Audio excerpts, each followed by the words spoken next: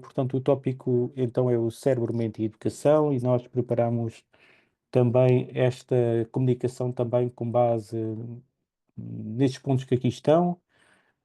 Portanto, a visão da neurociência educacional.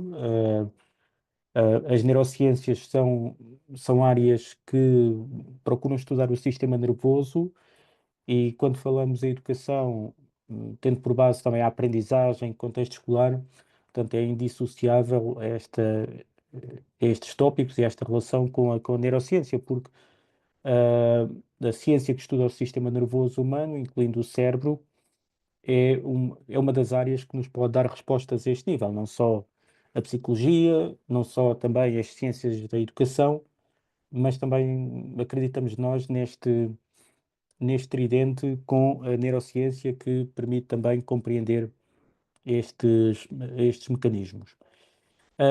Portanto, falamos da neurociência educacional, depois um pouco sobre o sistema nervoso, porque, como estava a dizer, é o sistema do nosso corpo que permite compreender estes processos a nível da educação e da aprendizagem.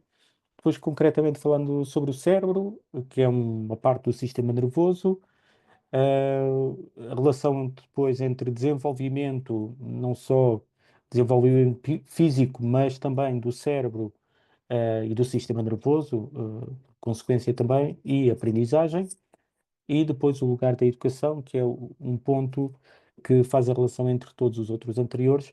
Portanto, eu vou começar com este ponto mais introdutório, depois a minha área é a psicologia, a minha formação de base, e depois a professora Lucimar, da área da educação, faz então esta junção destes conteúdos com a área da educação. Depois falamos um pouco então também sobre a nossa formação para apresentar o mestrado em Ciência Cognitiva e Educação. Portanto, falando então na neurociência educacional, a neurociência educacional é uma área recente que procura explicar a aprendizagem em contexto escolar, numa perspectiva mais das neurociências, portanto, como o nome indica, neurociência, e esta perspectiva mais das neurociências é uma perspectiva, portanto, mais biológica. Ou seja, nesta perspectiva mais biológica, uh, existe estruturas do corpo que estão relacionadas com estes processos de aprendizagem. Portanto, e essas estruturas relacionam-se com o sistema nervoso. Portanto, concretamente, o cérebro. Portanto, o cérebro é um órgão do sistema nervoso, portanto, do nosso corpo. É um dos órgãos mais complexos, portanto, é o órgão mais complexo, posso dizer, do nosso corpo. É aquele que é menos conhecido. Portanto, alguns autores nestas áreas dizem que conhecemos tanto sobre o cérebro como se conhece sobre o universo. Portanto, imagina um universo que é algo gigantesco, que nos ainda suscita muitas dúvidas e que ainda tem muito por conhecer. O cérebro está ao mesmo nível, ok? Portanto, um órgão do nosso corpo que nós já o conhecemos bem anatomicamente, mas conhecemos pouco ainda de um ponto de vista fisiológico, ou seja, na sua forma de funcionar. Ahm, Portanto, sabemos qual é a sua constituição e a estrutura, sabemos que ele é responsável pelos processos ligados à aprendizagem, pelas funções cognitivas que sustentam a aprendizagem. Essa aprendizagem depende também da forma como nós relacionamos a informação, apreendemos, relacionamos, processamos as informações que recebemos do meio ambiente, e para isso a nossa mente é fundamental, a forma como nós relacionamos essas informações, a forma como nós reagimos aos estímulos que nos são apresentados, e que isso determina a nossa aprendizagem, mas esta estrutura biológica que aqui está é ainda bastante desconhecida. Portanto, ainda nos falta bastante estudar, e por isso também é que as neurociências são uma das áreas em maior expansão, e, por consequência, depois, tudo o que se relaciona com a neurociência está também em desenvolvimento, e um desses campos é a neurociência educacional, que está, diria eu, talvez nas suas fases iniciais. Tal como conhecemos do cérebro, ainda conhecemos pouco sobre a relação que existe entre o cérebro e a aprendizagem, mas é algo que é importante, como, portanto, o nosso objetivo é mostrar também, falar sobre essa importância, é algo que é importante para os atores neste contexto, em contexto escolar, concretamente quando estamos a falar em aprendizagem em contexto escolar. Portanto, mas a relação é esta. Portanto, há uma estrutura biológica que comanda os processos cognitivos, e eles dependem portanto, a forma como eles são orquestrados, digamos assim, e essa orquestração depende da nossa mente, da mente, que é algo mais abstrato, que não é palpável, não está no domínio físico, digamos assim, mas depende desta estrutura biológica, que é o cérebro, e depois a forma como nós orquestramos então esses processos cognitivos, isso leva-nos à aprendizagem. Ok? E a aprendizagem em contexto escolar, como nós conhecemos no ambiente escolar. Ok? Portanto, o cérebro, então, falando no cérebro e no desenvolvimento do sistema corporal do nosso corpo que contém o cérebro, portanto, que é o sistema nervoso, portanto, ou seja, este neurodesenvolvimento tem a ver com o desenvolvimento do nosso sistema nervoso. Neuro é algo, portanto, neste caso aqui é um prefixo que ah, se refere ao sistema nervoso. Ahm, Quando nós falamos em desenvolvimento do sistema nervoso, nós falamos em desenvolvimento desde logo a concepção.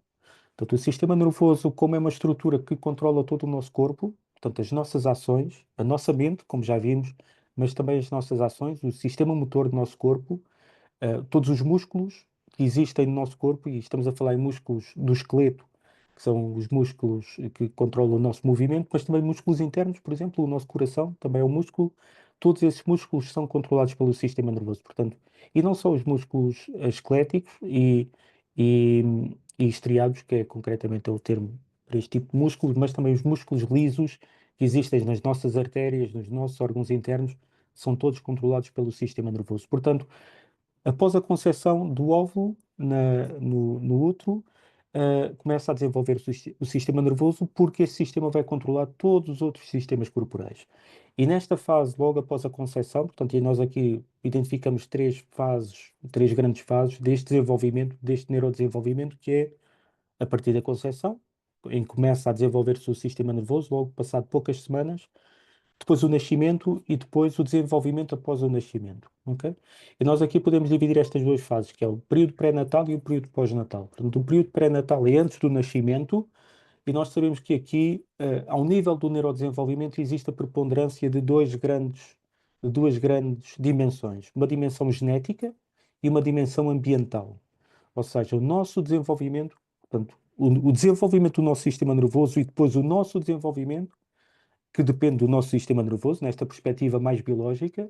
Portanto, nós dependemos, portanto, as nossas ações, a nossa mente, a nossa personalidade depende de uma estrutura biológica que está no sistema nervoso, concretamente no cérebro, e este desenvolvimento depende destas duas grandes dimensões. Uma dimensão genética, ou seja, a forma como as células estão programadas para se desenvolverem e para se multiplicar e para se organizar, e uma dimensão ambiental, ou seja, a forma como nós reagimos e os estímulos a que estamos expostos. Ok? Portanto, sabemos que estas duas dimensões são importantes e talvez a importância seja equivalente entre uma dimensão genética e uma dimensão ambiental, de um modo geral. Mas sabemos que existe ou pode haver uma preponderância da dimensão genética no período pré-natal, ou seja, a genética, a forma como as células estão programadas para se multiplicar e organizar essa dimensão tem maior influência no desenvolvimento do período pré-natal, portanto, a surgir alguma perturbação, por exemplo, ao nível do neurodesenvolvimento, essa perturbação, se ocorre no período pré-natal, é mais possível que esteja relacionada com fatores genéticos. No período pós-natal, sabemos que a preponderância é de fatores ambientais. Não quer dizer que a genética também não tenha importância, mas pode haver uma preponderância maior de fatores ambientais após o nascimento. Ou seja, o ambiente a que nós somos expostos, as nossas aprendizagens, com a nossa família e depois na escola, isso é fundamental para o desenvolvimento. E sabemos que é mais na fase pós-natal, obviamente. Sendo que os fatores genéticos também podem ter importância na fase pós-natal e os fatores ambientais também podem ter importância na fase pré-natal. Por exemplo, ou seja, a mãe também, os fatores a que a mãe está exposta durante o período pré-natal, como o stress ambiental, por exemplo, ou outros fatores podem condicionar o desenvolvimento também do feto e depois isso ter importância, ter influência ao nível do sistema nervoso central. Portanto, mas de um modo geral, é nesta lógica que os autores concordam, que é uma maior preponderância de fatores genéticos no período pré-natal e de fatores ambientais no período pós-natal. Ok? Portanto, Este desenvolvimento, como eu estava a dizer, começa logo após a concepção, porque o sistema nervoso é uma estrutura muito importante do nosso corpo, comanda todos os outros sistemas corporais, mas, portanto, ao nível de todo o período intrauterino, há um desenvolvimento do cérebro, e quando o bebê nasce, o cérebro está completamente desenvolvido. Não é o cérebro adulto, mas está completamente desenvolvido, mas este desenvolvimento continua após o nascimento, ok? Portanto, e nós sabemos isso porque percebemos, através de um bebé, que no 1, 2, 3, 4 anos, ele vai adquirindo capacidades novas e vai estando capaz de aprender capacidades cada vez mais evoluídas. E essa capacidade de aprender capacidades cada vez mais evoluídas depende do desenvolvimento do seu sistema nervoso. Portanto, o bebé não tem a capacidade de aprender a ler, por exemplo, com 1 ano de vida. Mas aprender a falar, sim, começa a falar. E depois aprende a ler mais tarde. Porque essa aprendizagem não era possível nessa fase, porque o seu cérebro não está totalmente maturado ainda para essa aprendizagem ocorrer. Mas ocorrem outras aprendizagens, ok? E esse envolvimento vai sendo cada vez maior e vai permitindo que a criança vá tendo cada vez aprendizagens mais complexas.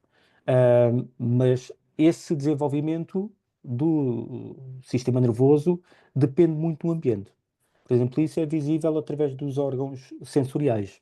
Portanto, os órgãos sensoriais são os nossos olhos, os nossos ouvidos, etc.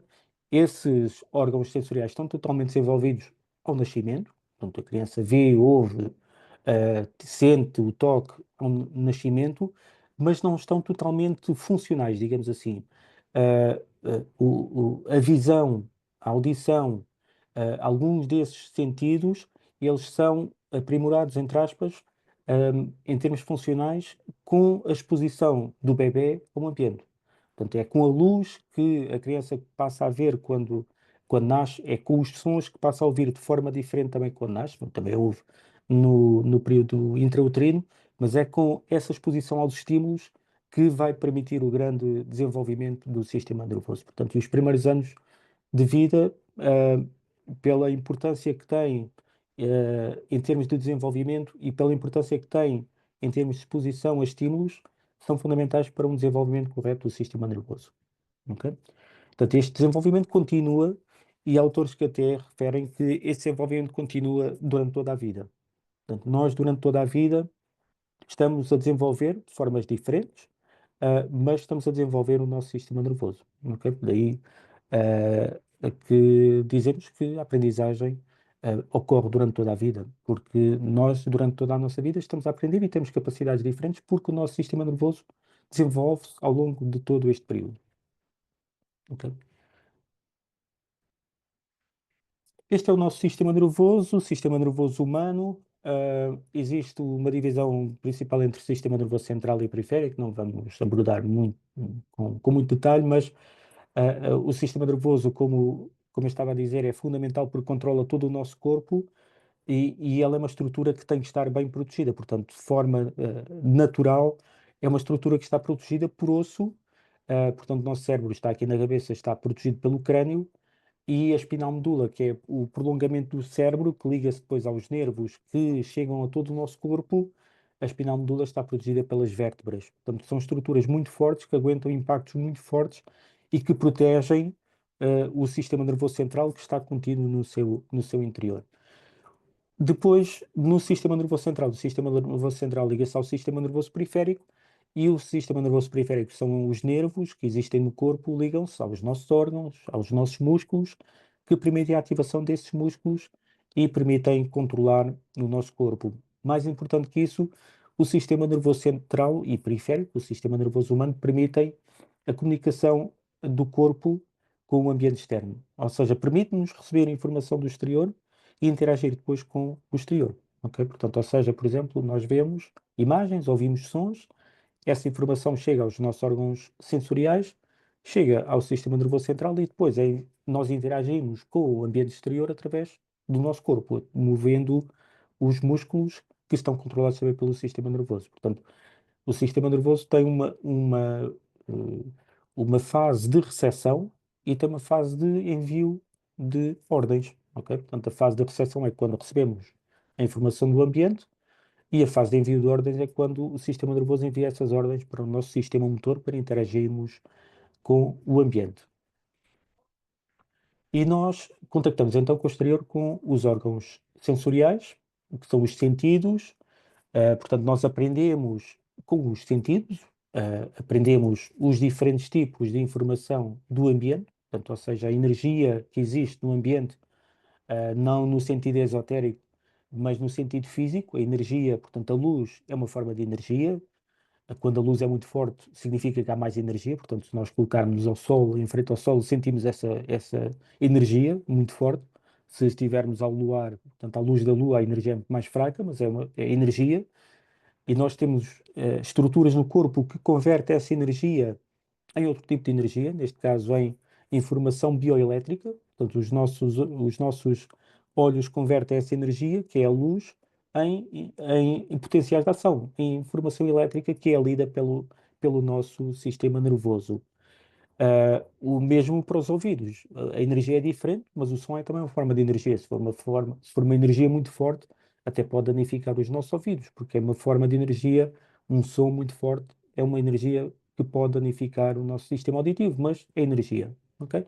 É energia, neste caso, mecânica. São ondas sonoras que se propagam pelo ar e que chegam aqui ao nosso ouvido e entram no canal auditivo, e lá dentro existem células que transformam essa energia mecânica, essas ondas, em atividade elétrica. Ok? E o mesmo para o toque na pele, existem receptores da pele que convertem o toque em informação bioelétrica e nós conseguimos localizar onde é que isso está a acontecer, inclusivamente, porque temos este mapeamento da nossa pele também no sistema nervoso e sabemos inclusivamente onde é que o toque ocorre.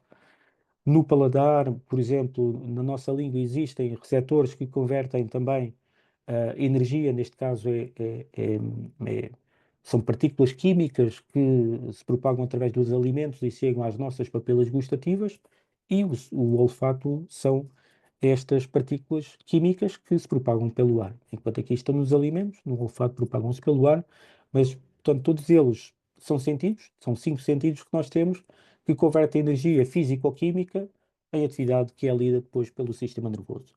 Portanto, e o desenvolvimento destes órgãos acontece tanto no período pré-natal como pós-natal. Portanto, é no período pré-natal que se dá o desenvolvimento. Portanto, quando o bebê nasce, os órgãos estão totalmente formados, mas depois o contacto com o meio ambiente é fundamental para o desenvolvimento correto destes órgãos. E lá está, portanto, são estes órgãos que recebem a energia do ambiente e convertem essa energia, portanto, em informações no sistema nervoso. Portanto, ou seja, se eles estiverem a funcionar de forma incorreta, portanto, a aprendizagem também vai estar afetada porque os estímulos que a criança utiliza para aprender não estão a chegar de forma correta ao sistema nervoso. Portanto, isso acontece, por exemplo, ao nível da audição. Se nós não percebemos que a criança tem um problema auditivo, a criança pode não estar a ouvir corretamente. E o ouvir os sons da linguagem é fundamental, e a professora Lucimar vai falar sobre a língua e sobre a linguagem. Ouvir os sons de forma correta, como eles são produzidos pelos outros, é fundamental para que nós consigamos aprender a língua. Ok? Portanto, e se a criança não está a ouvir os sons exatamente igual à forma como estão a ser produzidos, logo o desenvolvimento da linguagem pode estar afetado. Ok? A mesma coisa com a visão, a mesma coisa com os outros sentidos também, embora menos importantes para estas funções, mas igualmente também podem afetar depois também a aprendizagem. Portanto, e o desenvolvimento correto dá-se com o contacto com o ambiente. Portanto, a privação sensorial de algum destes sentidos leva a alterações sensoriais e, posteriormente, pode resultar em alterações nestes processos cognitivos que estão dependentes da informação que vem do ambiente e que é recebida nestes órgãos sensoriais.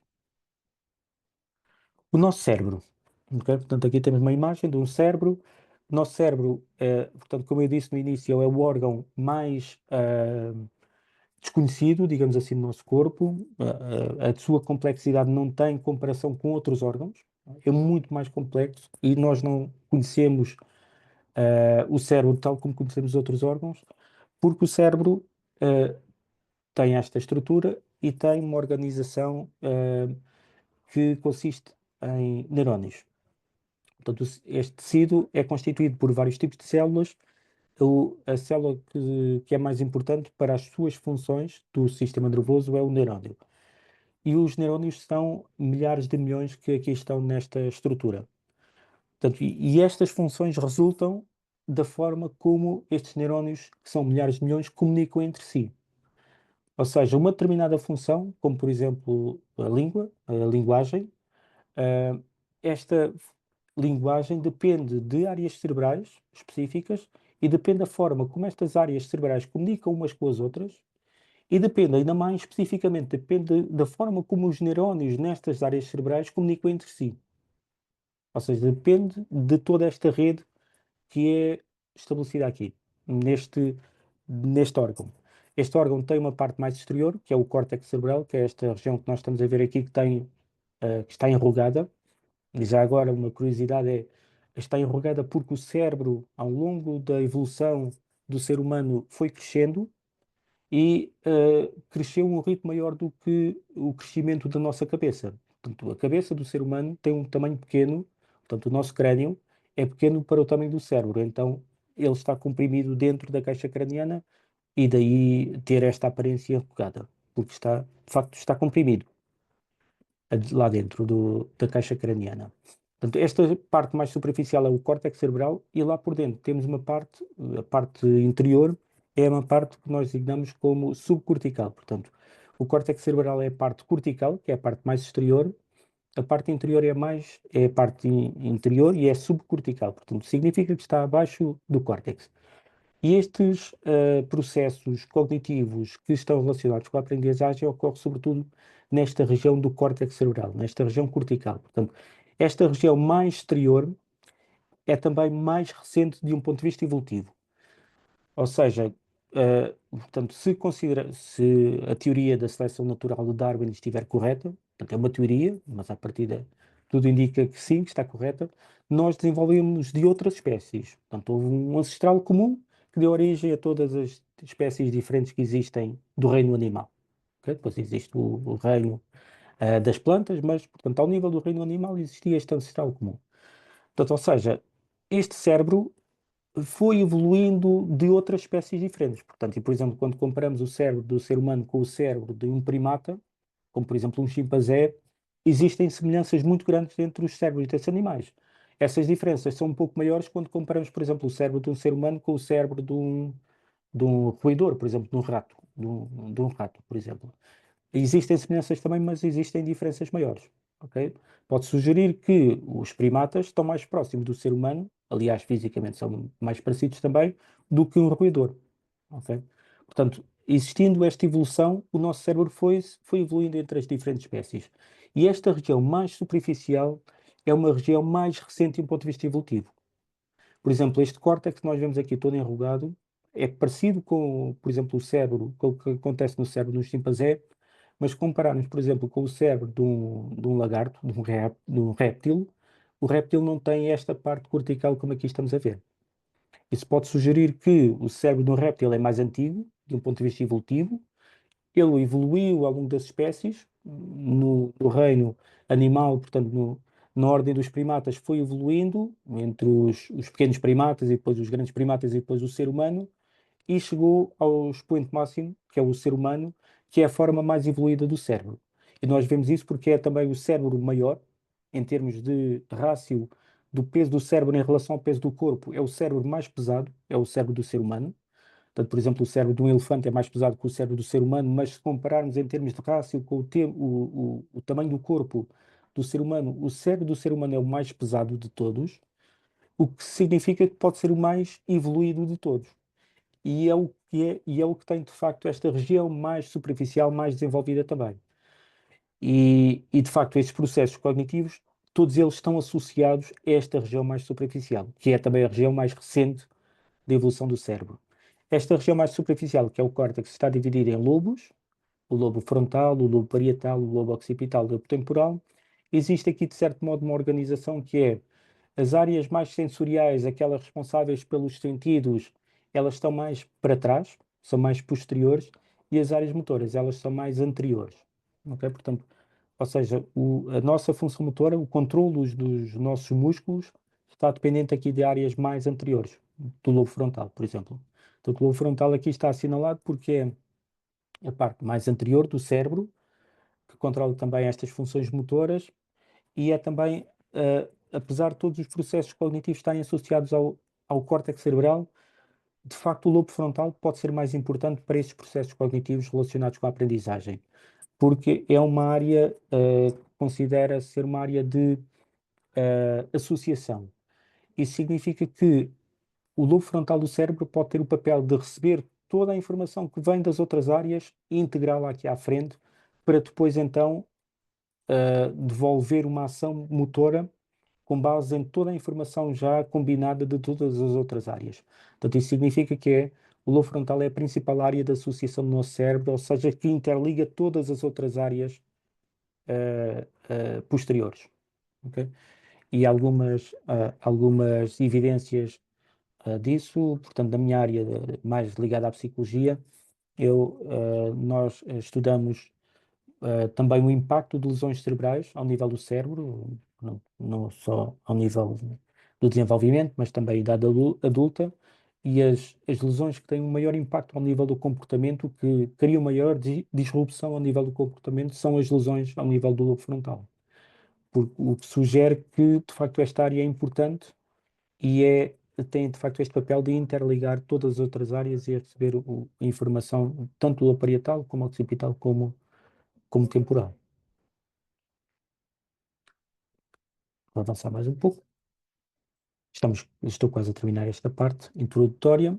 De facto, este estudo do cérebro, ele tem mostrado também um estudo destas funções cerebrais, que existem surtos de desenvolvimento, e estão identificados cerca de 3 surtos de desenvolvimento, ou seja, fases em que há um desenvolvimento mais acentuado do cérebro, um primeiro até aos 2 anos, logo após o nascimento, um segundo entre os 7 e os 9 anos e um terceiro depois já no final da adolescência, entre os 16 e os 19 anos. E o que é interessante desta relação, portanto, isto são surtos de desenvolvimento que são identificados de um ponto de vista biológico, e o que é interessante é que existe um paralelismo e uma correspondência entre estes surtos estudados de um ponto de vista biológico com as fases de desenvolvimento de Piaget, portanto, que é um dos principais nomes quando falamos em desenvolvimento, os principais nomes em termos de teorias de desenvolvimento, e existe aqui uma correspondência muito grande entre os surtos identificados com as diferentes fases de Piaget, as diferentes fases de desenvolvimento de Piaget. Portanto, elas têm uma correspondência com os anos em que ocorrem aqui estes surtos de desenvolvimento. Portanto, o primeiro período, que é o sensório-motor, em que há uma importância maior da parte da criança nas funções sensório-motoras, depois entre os 7 e os 9 anos o período das operações concretas e depois o período das operações formais, mais pensamento abstrato, mais depois já no final da adolescência. Portanto, o cérebro é então responsável por todas estas funções que estão relacionadas com o comportamento humano. Portanto, o comportamento humano depende, nesta visão mais biológica das neurociências, depende do desenvolvimento cerebral, depende da forma como o cérebro comunica e como estas áreas do cérebro comunicam entre si. E aqui temos algumas dessas funções cerebrais. Portanto, quando falamos no cérebro, no desenvolvimento cerebral, falamos no desenvolvimento das suas funções, ou das funções que estão ligadas ao desenvolvimento cerebral, e são elas as emoções. Portanto, as emoções são funções que permitem, portanto, a nossa vivência normal com o outro, as nossas relações com o outro, resultam também das nossas emoções, da regulação que nós fazemos das nossas emoções, da regulação emocional, e o desenvolvimento dessas emoções, dessa regulação emocional, depende do desenvolvimento cerebral. Portanto, e nós, é fácil compreender isso quando estudamos as emoções entre diferentes faixas etárias. Portanto, as emoções de uma criança e a forma como surgem as emoções de uma criança é totalmente diferente das emoções do adulto. Portanto, numa criança, as emoções são muito mais rápidas, muito mais voláteis, e isso resulta de uma menor capacidade de regulação das emoções. Essa capacidade de regulação das emoções é muito mais consistente no adulto do que numa criança. E resulta, mais uma vez, do desenvolvimento do cérebro, do desenvolvimento de algumas áreas do cérebro que vão permitir uma regulação melhor e mais eficaz das nossas emoções. Ok? Portanto, as emoções de uma criança tanto passam de uma emoção de tristeza para uma emoção de alegria rapidamente. E no adulto as emoções são mais estáveis. Portanto, a variação é menos volátil, digamos assim, do que numa criança. E isso resulta dessa regulação que é menos eficaz num período mais precoce de desenvolvimento. Portanto, o desenvolvimento também desenvolvimento motor, obviamente, portanto, com o desenvolvimento motor a criança vai adquirindo capacidades cada vez mais complexas, de um ponto de vista motor, uma destreza cada vez maior, portanto, a escrita, por exemplo, não é possível uma criança, portanto, é possível, mas não com o grau de rigor de uma criança com mais idade, porque esse controle motor fino da mão depende do desenvolvimento cerebral, depende do desenvolvimento das áreas motoras do cérebro que se situam no lobo frontal. E o lobo frontal é uma estrutura que está em desenvolvimento até bastante tarde numa fase de desenvolvimento.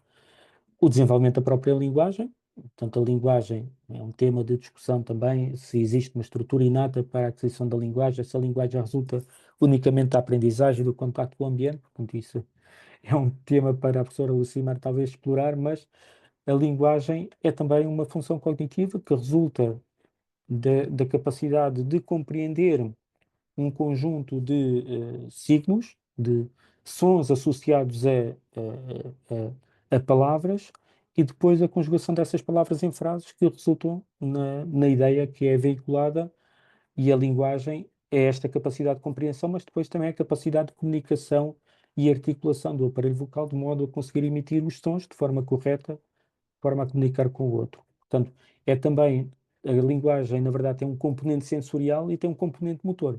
Reparem como pode envolver quase todo o cérebro, não é? Porque envolve umas áreas sensoriais que são mais posteriores no cérebro, mas para falar envolve o aparelho motor. Portanto, ou seja, nós temos que articular corretamente os músculos da nossa língua, da boca, etc., para conseguir produzir os sons, e essa é uma função motora associada ao lobo frontal. Ok? Portanto, a linguagem é uma destas funções cognitivas, mas também tem uma forte componente motora.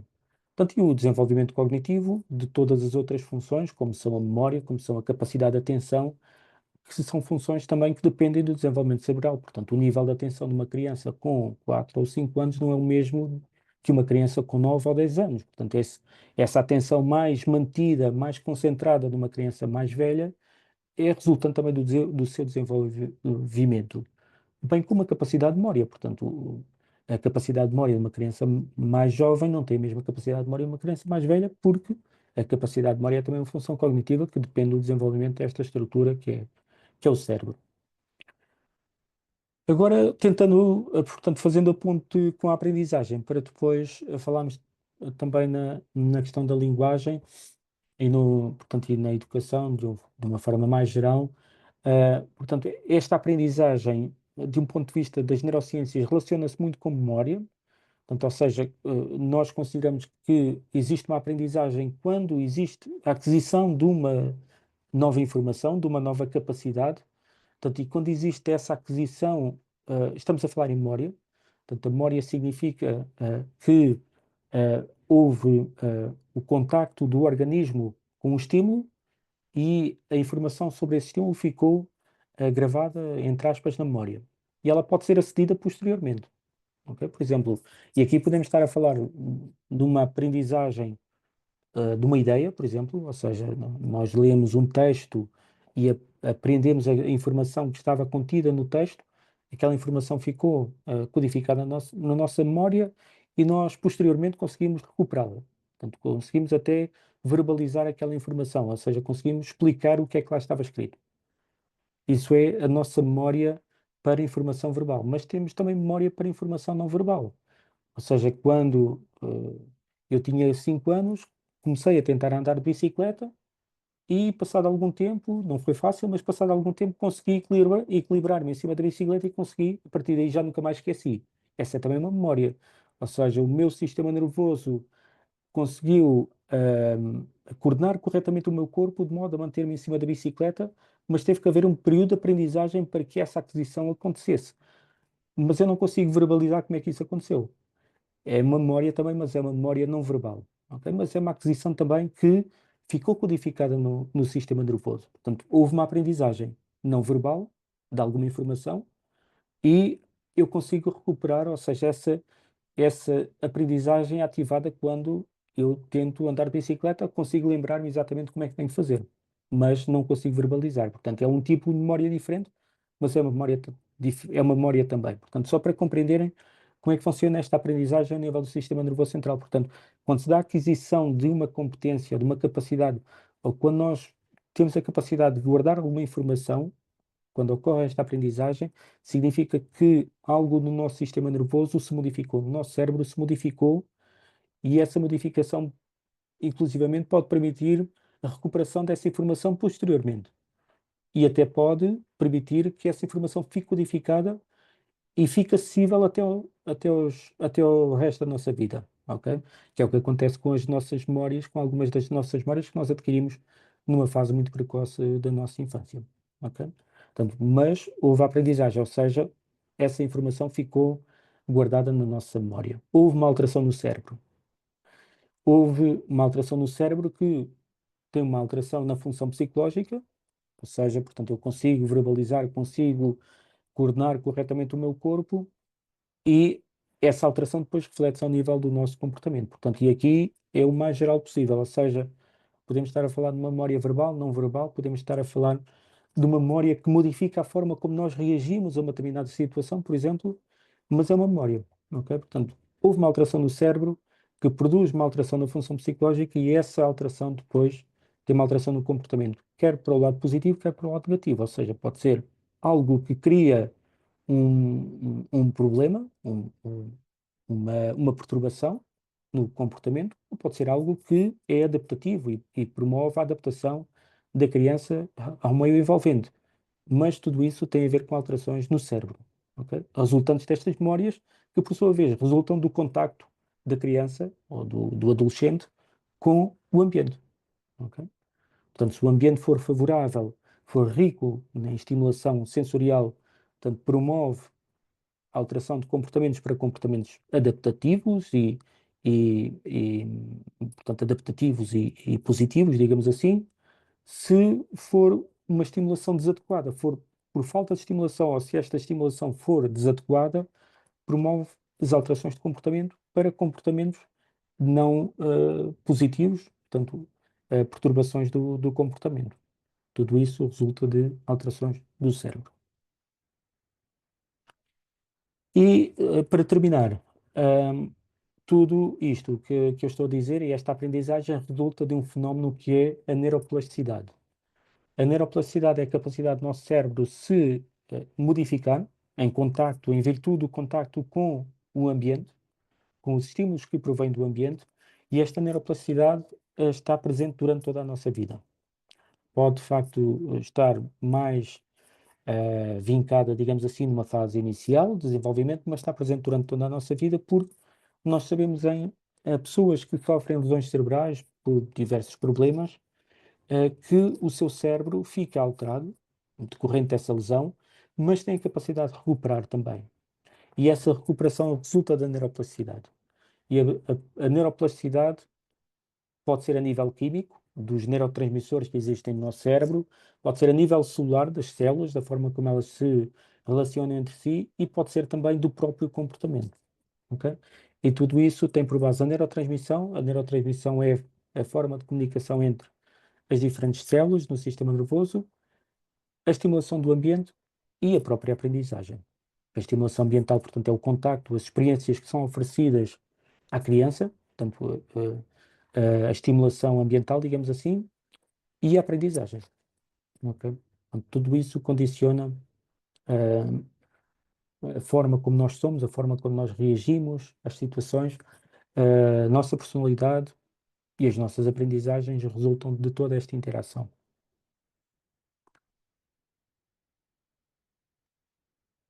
E passo agora então a palavra à professora Lucimar para continuar e dar aqui um enquadramento mais com as ciências da educação. Professora, quer que eu continue aqui ou prefere? Sim, Jorge, somente nesse primeiro slide que tem várias sequências, mas eu vou avisando. Pode ser, muito obrigada. Sim, sim. Então, obrigada, professor Jorge.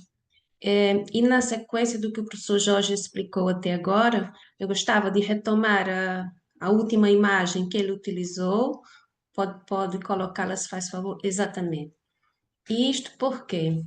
Porque, como temos vindo a acompanhar até agora, pela exposição do professor Jorge, nós temos um sistema que está pronto para aprender, temos uma estrutura biológica pronta para aprender e que, por sua vez, é o resultado da evolução, da nossa evolução enquanto espécie, mas também é o resultado daquilo que a nossa espécie aprendeu. E onde é que a educação pode atuar neste mecanismo?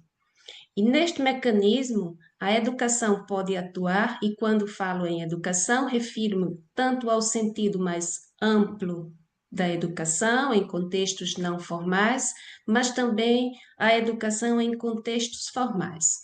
Onde é que nós podemos agir ou como é que a educação age perante este órgão tão complexo que coordena as nossas vidas e depois que coordena e cria o conjunto de conhecimentos que a humanidade desenvolveu até hoje e que vai desenvolver para as próximas gerações. Pedia então que para focarmos a nossa atenção nesta estrutura da estimulação ambiental. O processo de neurotransmissão é interno, o processo de aprendizagem é interno, porém, eles dois, os três, em comum, em comunicação conjunta, são a consequência ou têm muito de consequência dos estímulos ambientais. Então, convidávamos a pensarmos na seguinte questão: a nossa experiência de mundo, ou a nossa mundividência, tudo aquilo que nós conhecemos do mundo, nós o fazemos em atividades coletivas.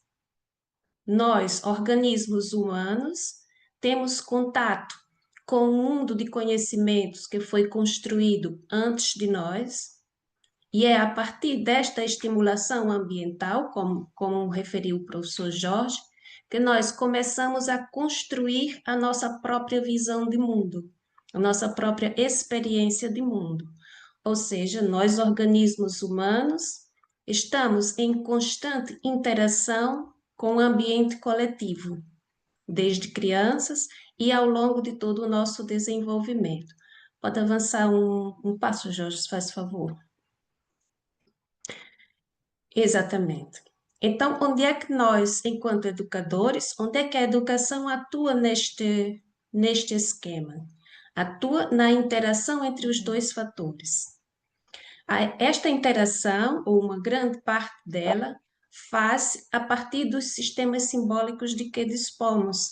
Jorge, pode avançar os outros. Obrigada. Pode avançar os demais, que assim já seguimos. Faz a partir dos sistemas simbólicos de que dispomos. Quando nós entramos na sociedade, entramos no mundo da cultura, nós começamos no mundo da cultura, digo, no mundo dos conhecimentos já existentes numa sociedade. Quando uma criança nasce, aos poucos, ela começa a criar significado para aquele conjunto de conhecimentos que já existe. Quando ela entra na escola, começa a criar significados para o conjunto de conhecimentos que a escola escolhe como um conjunto de conhecimentos necessário e válido para uma determinada época. Nós usamos os nossos sistemas simbólicos, a nossa capacidade de construir sentido e de atribuir sentido, e que varia de cultura para cultura naturalmente.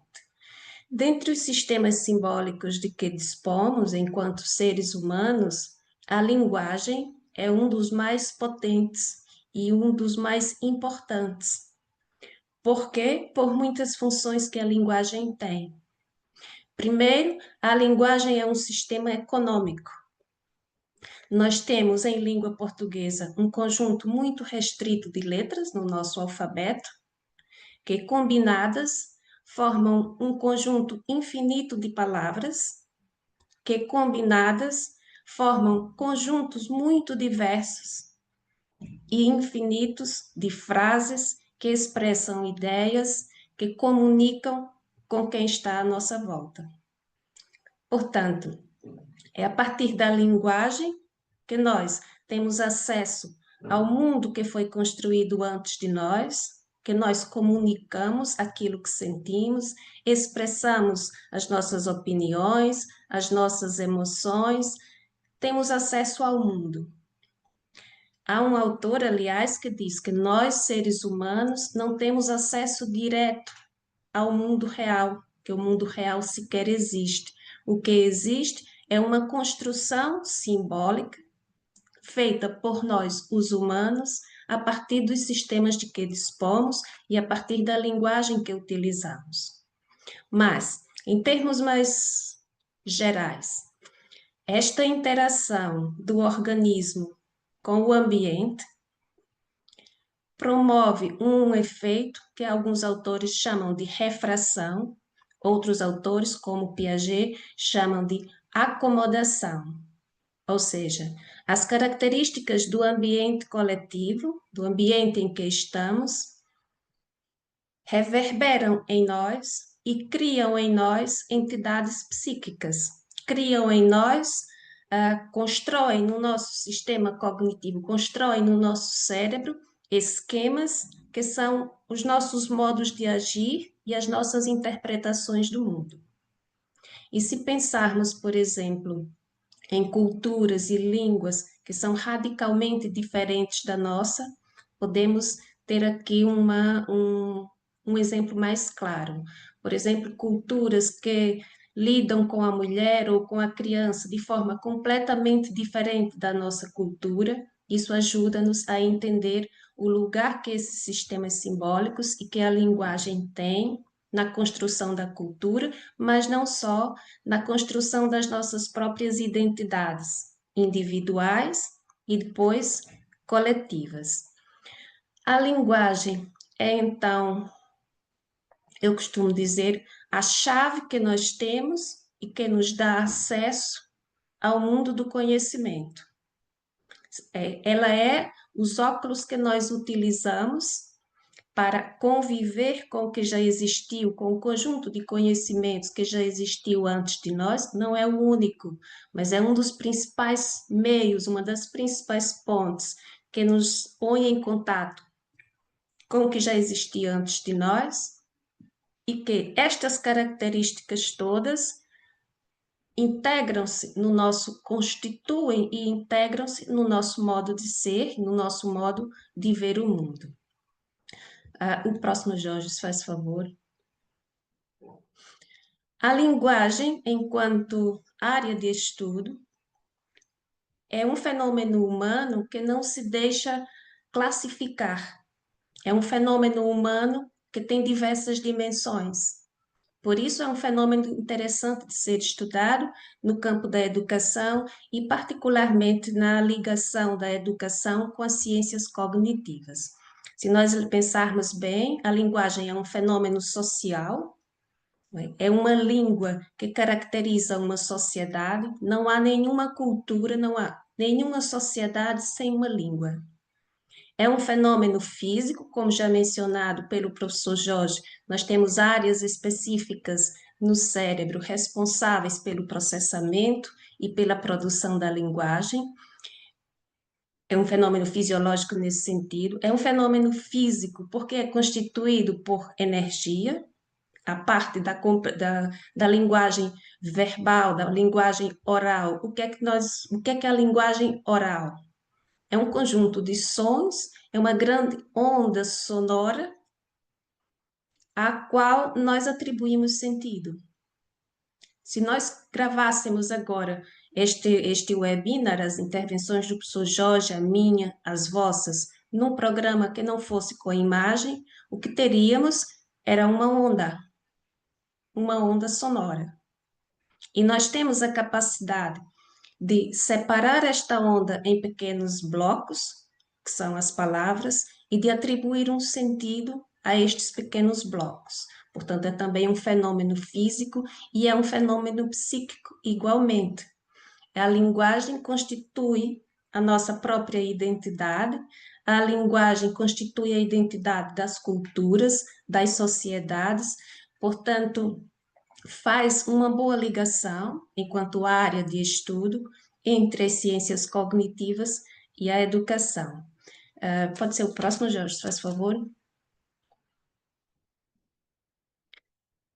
Quando nós desenhamos esta unidade curricular e este webinar, mas principalmente quando começamos a falar sobre desenhar um curso interdisciplinar entre essas duas áreas, qual foi a nossa grande motivação?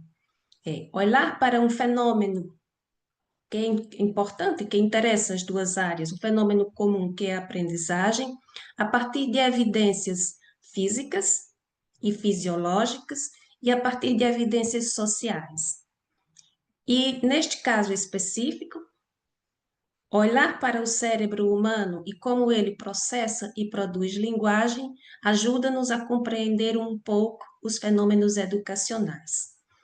Como já apresentado pelo professor Jorge, o nosso cérebro tem uma estrutura pré-definida, uma estrutura anatômica conhecida, e aqui nós temos somente uma breve ilustração vista de uma outra perspectiva. O nosso cérebro é dividido em dois hemisférios, cada hemisfério é responsável por um determinado tipo de atividades, embora esta divisão não seja uma divisão estanque, é mais do que observado hoje já com estudos recentes que os dois hemisférios trabalham sempre em conjunto, mesmo para funções específicas, como é o caso da linguagem. De todo modo, o hemisfério esquerdo é o que contém as áreas com maior atividade no processamento e na produção da linguagem. Também é no hemisfério esquerdo que nós, a partir do hemisfério esquerdo, que nós realizamos atividades relacionadas com computação, não computação de computadores, mas todas as atividades computacionais e o raciocínio lógico. Já no hemisfério direito, são processadas atividades de raciocínio espacial, de reconhecimento de faces e também relacionadas com a música. E como disse, estas são organizações gerais, estas são áreas que são responsáveis por atividades gerais, não quer dizer que estas atividades aconteçam exclusivamente no hemisfério esquerdo ou exclusivamente no hemisfério direito. Jorge, pode ser o próximo, se faz favor. Bem, o que nós temos aqui, tivemos duas imagens com uma visão do cérebro na sua parte externa. Estas são imagens feitas a partir de diferentes técnicas que nos mostram áreas cerebrais responsáveis pelo processamento da linguagem, mas numa visão intrahemisférica. Como é que esta atividade de linguagem é processada no interior do cérebro e não somente na parte superficial. Ao longo dos anos, as tecnologias e as tecnologias foram avançando e permitiram o desenvolvimento de técnicas diferentes para estudar o cérebro humano. E aqui nós temos um exemplo de áreas responsáveis pela linguagem no sentido intrahemisférico e como essas técnicas foram evoluindo. No desenho A, por exemplo, nós temos uma imagem de um cérebro de uma pessoa já falecida, né? E com esta área que está com um furo ao meio, é a área, uma das principais áreas onde a linguagem é processada. Depois temos três imagens feitas com técnicas e a partir de ressonância magnética. Na imagem B, nós podemos ver em cores diferentes as diversas ligações e os diversos movimentos que ocorrem no cérebro humano relativamente ao processamento da linguagem, e principalmente na imagem C e na imagem D estão aí as principais partes envolvidas nesse processamento. Não vamos aqui avançar com esses nomes técnicos porque não vale a pena. O importante é nós termos em conta, termos em mente que esta capacidade humana tem marcas registradas no nosso cérebro que se foram consolidando ao longo da espécie, ao longo da evolução da espécie humana. O próximo, por favor, Jorge. Ok. E só aqui para fazer uma breve distinção entre linguagem e língua. A linguagem é a nossa grande capacidade humana para atribuir sentido. Há a linguagem verbal, que pode ser escrita, pode ser falada, mas há diversos outros tipos de linguagem. Há a linguagem dos gestos, dos sons, a linguagem corporal, a linguagem das cores, há muitos tipos diferentes de linguagem. Uma língua diz respeito a um código específico que é partilhado por uma sociedade e através do qual nós interagimos com o ambiente à nossa volta e com o conjunto de conhecimentos que nós temos, ou seja, a língua faz a ligação entre o interno e o coletivo. Se nós pensarmos nas imagens e na estrutura que o professor Jorge mencionou inicialmente, o nosso cérebro, a cada momento da nossa vida, já é capaz de um certo número de atividades, de um nível específico de complexidade. Já tem em si um conjunto de conhecimentos sobre o mundo, que pode ser mais motor e depois cada vez mais gradativamente mais abstrato.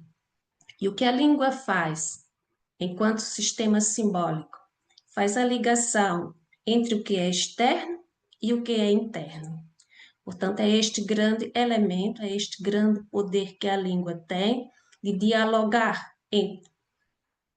promover o diálogo daquilo que nós já sabemos internamente com os novos estímulos do ambiente.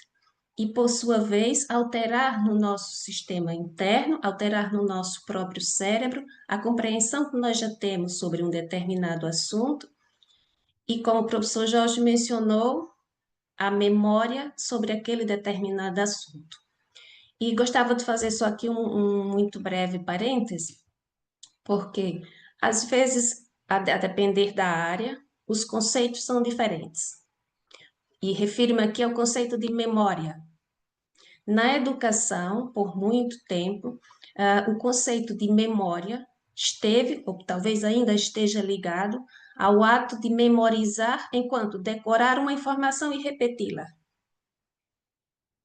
E esta abordagem, esta metodologia, esta abordagem pedagógica foi utilizada por muito tempo, mas hoje já não é a abordagem que nós utilizamos ou aquela que que acreditamos não ser a mais eficiente. Mas talvez isto tenha a ver com o que é que significa para nós aprendizagem, o que é que significa para nós memória e o que é que significa memória na psicologia e na neurociência cognitiva.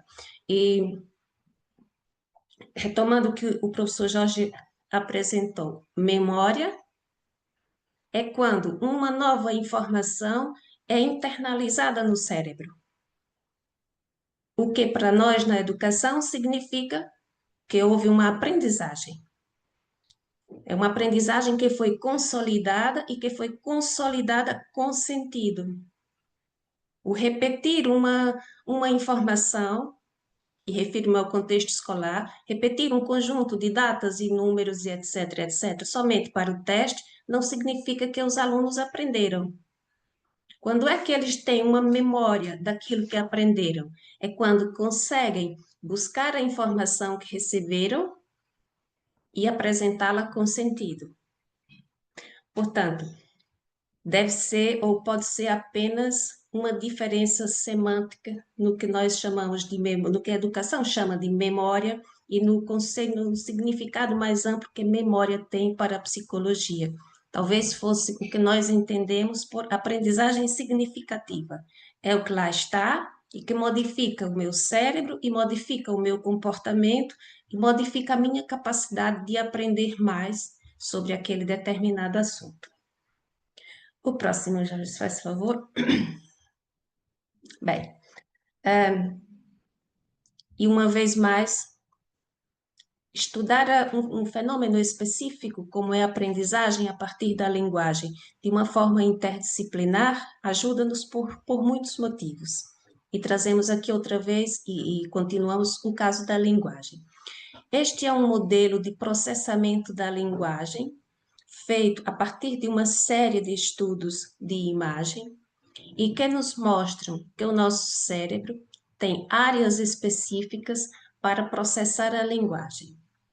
Este é o hemisfério esquerdo e estas três componentes, que são chamadas memória, unificação e controle, são consideradas as componentes onde todo o processamento da linguagem, para além de uma palavra, é feito.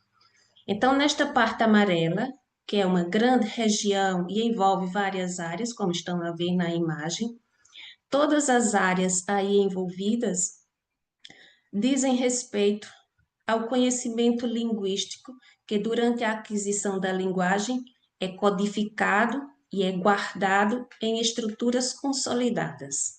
Ao longo da nossa fase de aprender uma língua, ao longo da nossa infância, toda esta área cerebral é responsável por armazenar as informações sobre o som, sobre a forma, sobre como se combinam, sobre o tipo de combinação possível. Vejam que é uma área muito ampla. Por exemplo, é aqui nesta área que ficam guardadas informações que nos fazem saber automaticamente que eu posso dizer a janela, mas não posso dizer o janela. Esta informação está implícita, está guardada neste campo e é processada por este conjunto de áreas. Depois, ao lado, nesta parte pintada a azul, está uma componente chamada de unificação. E o que é que esta componente faz? Ela é responsável por combinar as informações que estão armazenadas nesta área amarela em estruturas maiores. Nesta área amarela, as informações estão em estruturas menores. Estão informações sintáticas, por exemplo, estão informações morfológicas. Eu sei, nenhuma criança precisa ser na escola, não é preciso dizer a nenhuma criança que o correto é dizer: as flores do meu jardim estão a abrir.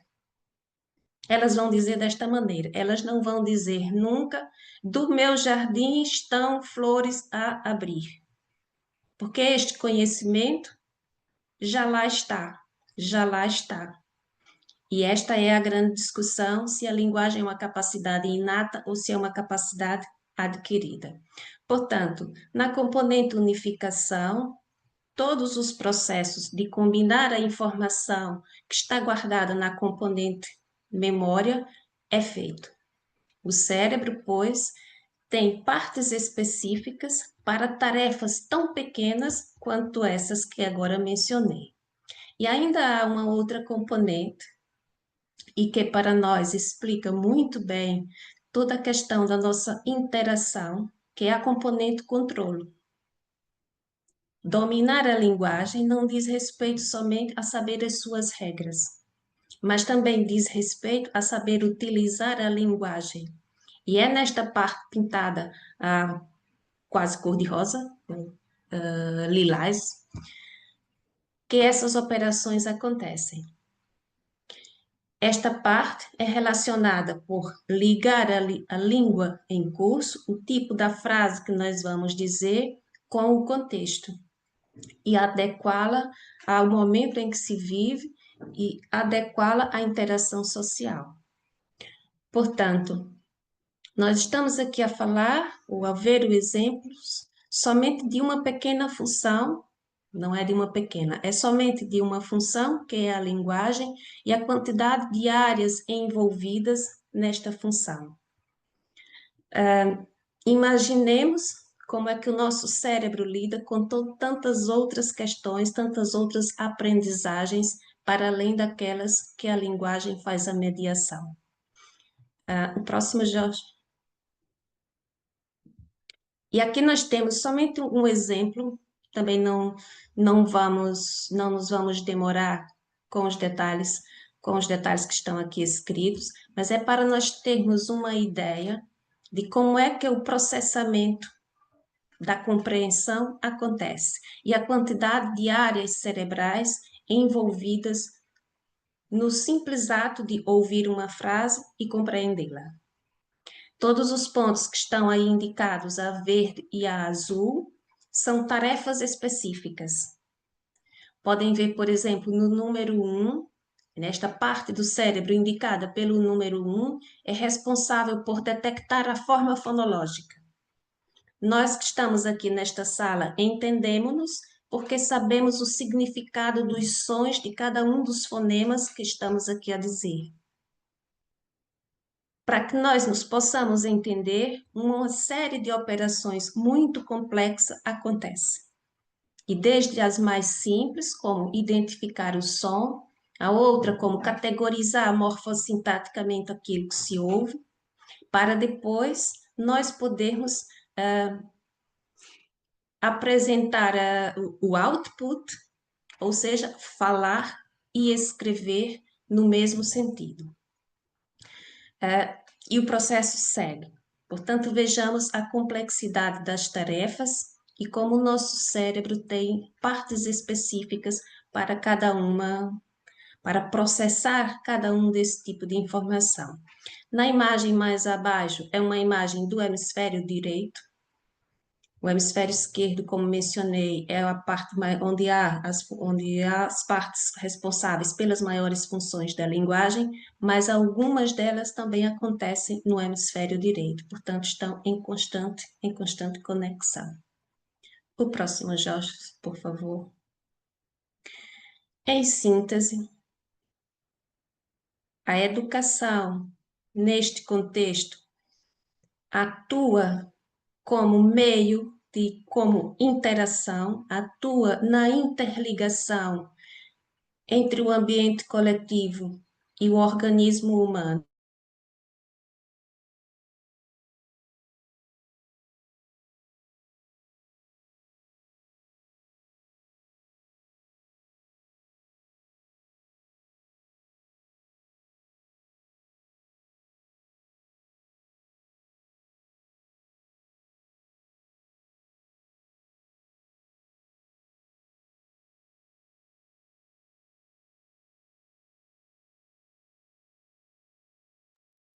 Professor, o áudio está desativado. Peço desculpas, a minha tela caiu, a minha internet caiu, a minha conexão caiu completamente e a sessão inteira. Ainda bem que não caiu como um todo. Ok, obrigada. Então, dizia, é neste meio caminho, é nesta interseção que a educação atua, através de atividades que são sempre coletivas, que nós dizemos são atividades linguageiras ou atividades de linguagem, que são organizadas em gêneros, refiro-me não só aos gêneros textuais escritos, mas aos gêneros textuais que organizam a nossa atividade enquanto humanos, que por sua vez organizam os discursos, o modo como fazemos a ligação entre o coletivo e o individual é através dos discursos, que ao fazer esta ligação alteram não somente o mundo físico e fisiológico, alteram o nosso cérebro, mas alteram também o mundo social. Portanto, estes são alguns dos temas que nós discutimos no mestrado e que estudamos em maior profundidade, mas que aqui, claro, não temos tempo para trabalhá-los como um todo e nem queremos ocupar muito o vosso tempo com isso. Sou Jorge, passa então a. Exato.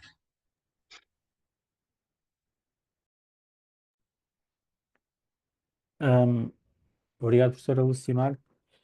Então, agora passamos a apresentar muito rapidamente também, porque estamos quase em cima da hora, o mestrado em Ciência Cognitiva e Educação, que é portanto, que é um segundo ciclo, é um mestrado que tem como objetivo discutir e estudar estes pontos que aqui foram apresentados. Portanto, o mestrado é um segundo ciclo, portanto, é na área das ciências da educação. Portanto, tem como nome Ciência Cognitiva e Educação, Processos de Aprendizagem e Educação para a Cidadania. Portanto, a coordenação é assegurada por mim pela professora Lucimar Dantas, e aqui temos também o número de horas de contacto, sendo que estas horas estão distribuídas em dois anos, portanto, portanto, em 4 semestres no total. Portanto, são 2 semestres no primeiro ano, que eu vou passar a apresentar agora a estrutura curricular e o plano de estudos. Portanto, são 2 anos. O primeiro ano é um ano curricular com estas unidades curriculares distribuídas em 2 semestres. Portanto, temos a unidade curricular em Cérebro, e Educação, em que hoje nós trouxemos aqui alguns pontos desta unidade curricular. Temos também depois unidades curriculares em metodologias de investigação, porque é um mestrado que tem como objetivo também desenvolver competências ao nível de investigação no segundo ciclo. Portanto, temos também uma UC uma unidade de metodologia de investigação em ciência cognitiva e educação.